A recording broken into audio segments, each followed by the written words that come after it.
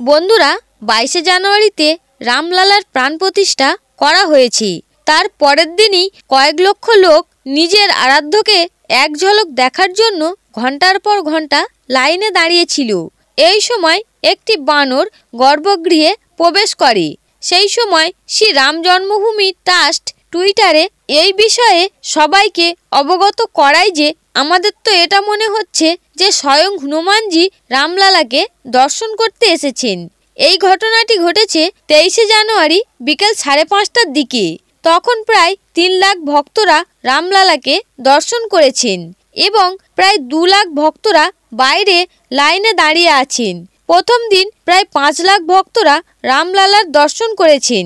ট্রাস্টের তরফ থেকে করা এই টুইটার পোস্টে জানানো হয়েছে, একটি বানর দক্ষিণ দুয়ার থেকে গুরুমণ্ডপের মধ্যে দিয়ে গর্ভগৃহে প্রবেশ করে এবং উৎসব মূর্তির কাছে পৌঁছায়।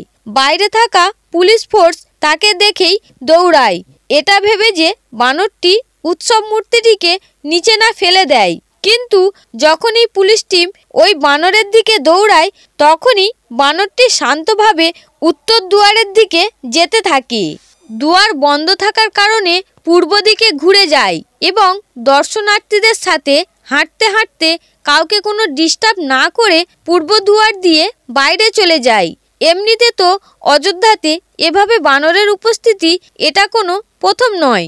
রাম জন্মভূমি আন্দোলনের সময়ও বিভিন্ন গুরুত্বপূর্ণ সময়ে এইভাবে বানরের উপস্থিতি দেখা যেত।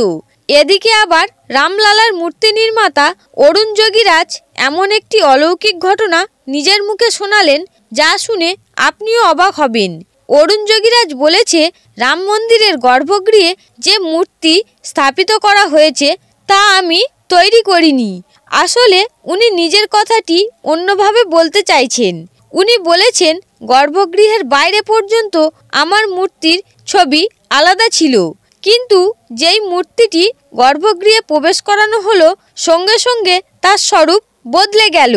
এটা আমি অনুভব করেছি। আমার সাথে গর্ভগৃহে থাকা সবাইকে আমি বলেছি এটি দৈবিক শক্তির প্রভাবে হয়েছে। টিভি চ্যানেলের একটি ইন্টারভিউতে অরুণ যোগীরাজ বলেছেন, এটা আমার পূর্বপুরুষদের বহু বছরের তপস্যার ফল।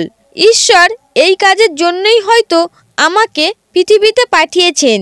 আমি যখন ওয়ার্কশপে রামলালার মূর্তি তৈরি করছিলাম তখন প্রতিদিন বিকেল 5টা থেকে 6টার মধ্যে একটি বানর মূর্তি দেখতে আসতো। সে আসতো, মূর্তি তৈরি করার কাজ দেখত এবং চলে যেত।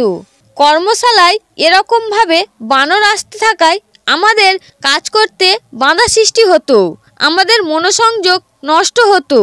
আমরা রাম জন্মভূমি ট্রাস্টের মহাসচিব জম্বদ রায়ের কাছে এই কথা উল্লেখ করি। উনি কর্মশালায় স্টিলের নেটের বেড়া লাগিয়ে দেয়, ওখানে দরজাও লাগানো হয়। বিকালে সেই বানরটি আসে এবং চারিদিকে বেড়া দেওয়া দেখে দরজায় জোরে জোরে ধাক্কা মারতে থাকে।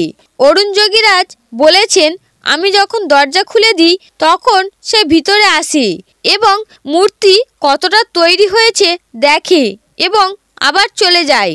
তারপর থেকেই আমি আর সেই দরজা বন্ধ করতাম না।